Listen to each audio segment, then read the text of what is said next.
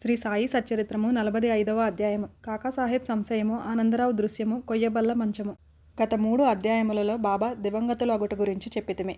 వారి భౌతిక శరీరం మన దృష్టి నుండి నిష్క్రమించను కానీ వారి అనంత స్వరూపం లేదా సాయి శక్తి ఎల్లప్పుడూ నిలిచియే ఉండును. ఇప్పటి వరకు వారి జీవిత కాలంలో జరిగిన లీలలను చెప్పితిమి. వారు సమాధి చెందిన పిమ్మట క్రొత్త లీలలు జరుగుచున్నవి. దీనిని బట్టి బాబా శాశ్వతంగా ఉన్నారనియు తమ భక్తులకు పూర్వం వలె తోడ్పడుచున్నారనియు తెలియచున్నది. ఎవరైతే బాబా సమాధి చెందక ముందు వారిని చూచిరో వారు నిజంగా అదృష్టవంతులు. అట్టి వారిలో ఎవరైనా ప్రపంచ సుఖములందు వస్తువుల యందు మమకారం పోగొట్టుకొననిచో వారి మనస్సులు భగవత్పరం కానిచో అది వారి దురదృష్టమని చెప్పవచ్చును. అప్పుడే కాదు, ఇప్పుడు కూడా కావలసినది బాబా యందు హృదయపూర్వకమగు భక్తి. మన బుద్ధి, ఇంద్రియములు, మనస్సు బాబా సేవలో ఐక్యం కావలెను. కొన్నింటిని మాత్రమే సేవలో లయం చేసి తక్కిన వానిని వేరే సంచరించినట్లు చేసినచో ప్రయోజనం లేదు. పూజ కానీ ధ్యానం కానీ చేయ పూనుకొనినచో దానిని మనఃపూర్వకంగాను ఆత్మశుద్ధితోడను చేయవలెను. పతివ్రతకు తన భర్త యందు గల ప్రేమను భక్తుడు గురువునందు చూపవలసిన ప్రేమతో పోల్చెదరు. అయినప్పటికీ మొదటిది రెండవ దానితో పోల్చుటకు వీలు లేదు. జీవిత పరమావధిని పొందుటకు తండ్రి గాని, తల్లి గాని, సోదరుడు కానీ, ఇంకా తదితర బంధువులెవరు కానీ తోడ్పడరు. ఆత్మ సాక్షాత్కారమునకు దారిని మనమే వెదుకుకొని ప్రయాణమును సాగించవలెను. నిత్యానిత్యములకు భేదమును తెలుసుకొని ఇహలోక పరలోకములలోని విషయ సుఖములను త్యజించి మన బుద్ధిని, మనస్సును స్వాధీనమందుంచుకొని మోక్షమునకై కాంక్షించవలెను. ఇతరులపై ఆధారపడుట కంటే మన స్వశక్తి యందే మనకు పూర్తి నమ్మకం ఉండవలెను. ఎప్పుడైతే మనము నిత్యానిత్యములకు గల భేదములను పాటించదమో ప్రపంచం అబద్ధమని తెలుసుకొనుదము. దాని వలన ప్రపంచ విషయములందు మోహం తగ్గి మనకు నిర్వ్యామోహం కలుగును. క్రమంగా గురువే పరబ్రహ్మ స్వరూపుడనియు కావున వారొక్కరే నిజమనియు గ్రహించదము. వారు ఈ జగత్తును జయించిన వారును ప్రపంచమునకు అతీతులను. అప్పుడు వారిని ప్రతి జీవరాశి యందు చూడగలిగి పూజించదము. ఇదియే అద్వైత భజనము లేదా పూజ. ఎప్పుడైతే మనము బ్రహ్మమును లేదా గురువుని హృదయపూర్వకంగా ధ్యానించదమో మనము కూడా వారిలో ఐక్యమై ఆత్మసాక్షాత్కారం పొందెదము. వేయేల గురునామమును జపించుట వలనను వారి స్వరూపమునే మనమును ఉంచుకొని ధ్యానించుట చేతను వారిని సర్వజంతుకోటి యందు చూచుటకు అవకాశం కలుగును. మనకది శాశ్వత ఆనందమును కలుగచేయును. ఈ దిగువ కథ దీనిని విశదీకరించును. కాకాసాహెబ్ సంశయము, ఆనందరావు అనుభవము. కాకాసాహెబ్ దీక్షిత్ను ప్రతిరోజు శ్రీ ఏకనాథుడు రాసిన గ్రంథములను అనగా భాగవతమును, భావార్థ రామాయణమును చదువుటకు బాబా ఆదేశించెను. బాబా సమాధికి పూర్వం కాకాసాహెబ్ దీక్షిత్ ఈ గ్రంథములను చదువుచుండెను.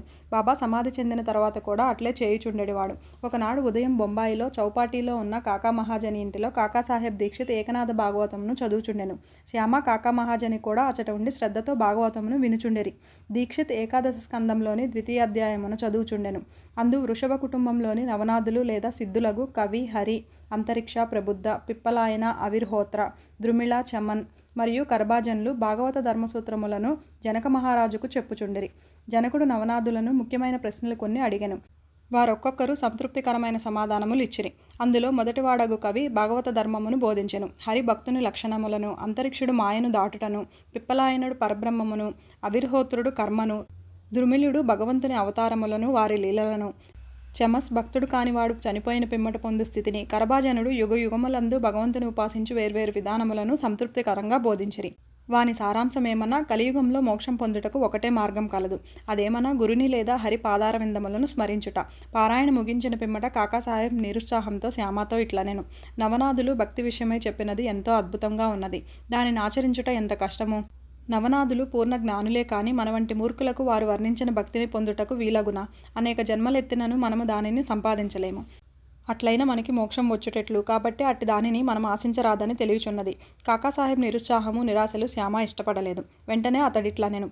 ఎవరికైతే వారి అదృష్టవశంచే బాబా వంటి ఆభరణం పొందిరో అట్టి వారు నిరాశ చెంది ఏడ్చుట విచారకరమైన సంగతే. వారికి బాబా యందు నిశ్చలమైన విశ్వాసమే ఉన్నచో వారు నిరాశ చెందనేలా? నవనాథుల భక్తి బలమైనదై ఉండవచ్చును కానీ మనది మాత్రం ప్రేమానురాగములతో నిండి ఉండలేదా? హరినామ స్మరణము, గురునామ స్మరణము మోక్షప్రదమని బాబా నొక్కి చెప్పి ఉండలేదా? అట్లయినచో భయమునకు కానీ ఆందోళనకు కానీ అవకాశమేది? శ్యామ చెప్పిన సమాధానంతో కాకాసాహెబ్ సంతృష్టి చెందలేదు. నవనాథుల భక్తిని పొందుటెట్లు అను మనోవేదన కలిగి ఆందోళనతో చికాకుగా ఉండెను. ఆ మరుసటి ఉదయమే ఈ క్రింది అద్భుతం జరిగిను. ఆనందరావు పాకడే అనువాడు శ్యామాను వెదుకుచు పురాణ కాలక్షేపం జరుగుచున్న స్థలమునకు వచ్చెను. కాకాసాహెబ్ భాగవతమును చదువుచుండెను. పాకడే శ్యామకు దగ్గరగా కూర్చుండి అతని చెవిలో ఏమో చెప్పుచుండెను. అతడు మెల్లగా తాను కాంచిన స్వప్న దృశ్యమును శ్యామకు చెప్పుచుండెను. ఇది పురాణ కాలక్షేపమునకు కొంచెం ఆటంకం కలగచేసెను. కాకాసాహెబ్ పురాణం చదువుట మాని విషయమేమని అడిగెను. శ్యామ ఇట్లు నుడివెను. నిన్న నీ సంశయమును తెలిపితివి. దానికి సమాధానం ఇదిగో. బాబా పాకడేకి చూపిన స్వప్న దృశ్యమును వినుము. రక్షకమైన భక్తి కాక వేరేదియు దీనిని సాధించలేదు. గురిని పాదములు భక్తితో ధ్యానించిన చాలును అని బాబా నొక్కి చెప్పి ఉన్నారు. అందరూ ముఖ్యంగా కాకాసాహెబ్ దీక్షిత్ ఈ దృశ్యమును వివరంగా వినగోరిరి. వారి కోరిక ప్రకారం పాకడే ఆ దృశ్యమును ఈ క్రింది విధంగా చెప్పన ఆరంభించెను. లోతైన సముద్రంలో నడుం వరకు దిగి అచట నిలిచితిని. హఠాత్తుగా అచట సాయిబాబాను చూచితిని. రత్నములు తాపిన చక్కని సింహాసనంపై బాబా కూర్చొని ఉండెను. వారి పాదములు నీటిలో ఉండెను. బాబా స్వరూపమును చూచి మిగులు ఆనందించితిని. అది నిజం వలె ఉండెను కానీ స్వప్నం వలె కానరాకుండెను. దానిని నేను స్వప్నమని అనుకొనలేదు. మాధవరావు కూడా అచట నిలిచి ఉండెను. శ్యామ, ఆనందరావు బాబా పాదములపై పడము అని సలహా ఇచ్చెను. నాకు కూడా నమస్కరించవలెనని ఉన్నది. కానీ వారి పాదములు నీటిలో ఉన్నవి కనుక నా శిరస్సును వారి పాదములపై ఎట్లుంచగలను? నేను నిస్సహాయుడును అని నేనంటిని. అది విని అతడు బాబాతో ఇట్లనెను. ఓ దేవా, నీటిలో ఉన్న మీ పాదములను బయటికి తీయము. వెంటనే బాబా తమ పాదములను బయటకు తీసిరి. క్షణమైనా ఆలస్యం చేయక నేను వారి పాదములకు మ్రొక్కితిని. దీనిని చూచి బాబా నన్ను దీవించి ఇట్లనెను. ఇక పొమ్ము, నీవు క్షేమమును పొందెదవు. భయం గాని ఆందోళనకు గాని అవసరం లేదు. శ్యామకు పట్టుపంచె ఒకటి దానం చేయము. దానివల్ల మేలు పొందెదవు. బాబా ఆజ్ఞానుసారం పాకడే పట్టుదోవతిని తెచ్చెను. మాధవరావుకి ఇవ్వవలసినదని కాకాసాహెబ్ను వేడెను. శ్యామ అందులకు ఒప్పుకొనలేదు. ఏలన బాబా తనకు అట్టి సలహా ఇవ్వలేదు కనుక కొంత వివాదం జరిగిన పిమ్మట కాకాసాహెబ్ చీట్లు వేసి తెలుసుకొనుటకు సమ్మతించెను. సంశయ విషయములందు చీటీ వేసి సంశయమును తీర్చుకొనుట కాకాసాహెబ్ స్వభావము. పుచ్చుకొనుము, నిరాకరించుము అని 2 చీటీలు రాసి బాబా పాదముల వద్ద పెట్టిరి. ఒక బాలునితో అందులో ఒక దానిని తీయించిరి. పుచ్చుకొనుము అని చీటీ ఎంచుటచే మాధవరావుకు దౌతి ఇచ్చిరి. దానిని శ్యామ అంగీకరించెను. ఇద్దరూ సంతుష్టి చెందిరి. కాకాసాహెబ్ సంశయము తీరెను. ఇతర యోగుల మాటలను కూడా గౌరవించవలసినదని ఈ కథ ప్రబోధించుచున్నది. కానీ మన తల్లియగు గురువునందు పూర్ణమైన భక్తి విశ్వాసములు ఉండవలెను. వారి బోధల ప్రకారం నడవవలెను. ఎందుకనగా మన కష్టసుఖములు ఇతరుల కంటే వారికే బాగుగా తెలిసి ఉండును. నీ హృదయ ఫలకమందు బాబా చెప్పిన ఈ దిగువ పలుకులను చెక్కుము. ఈ లోకంలో అనేక మంది యోగులు కలరు. కానీ మన గురువు అసలైన తండ్రి. ఇతరులు అనేక సుబోధలు చేయవచ్చును. కానీ మనము మన గురువు యొక్క పలుకులను మరవరాదు. 1000 ఏళ్ల హృదయపూర్వకంగా నీ గురువును ప్రేమించుము. వారికి సర్వస్వ శరణాగతి వేడుము. భక్తితో వారి పాదములకు మ్రొక్కుము. అట్లు చేసినచో సూర్యుని ముందు చీకటి లేనట్లు నీవు దాటలేని భవసాగరం లేదు. కొయ్యబల్ల మంచము బాబాదే, మహల్సాపతిది కాదు. బాబా షిరిడీకి చేరిన కొద్ది కాలమునకే 4 మూరల పొడవు 1 జానెడు వెడల్పు గల కొయ్యబల్ల మీద 4 చివరల 4 దీపపు ప్రమిదలు పెట్టి దానిపై పరుండుకొనువారు. కొన్నాళ్లు గడిచిన పిమ్మట బాబా దానిని విరిచి ముక్కలు చేసి పారవేసెను. ఒకనాడు బాబా దాని మహిమను కాకాసాహెబ్కు వర్ణించి చెప్పుచుండెను. అది విని అతడు బాబాతో ఇట్లనెను. మీకింకనూ కొయ్యబల్ల ఎందు మక్కువ ఉన్నచో ఇంకొక బల్ల మీ కొరకు మసీదులో వ్రేలాడ వేసెదను.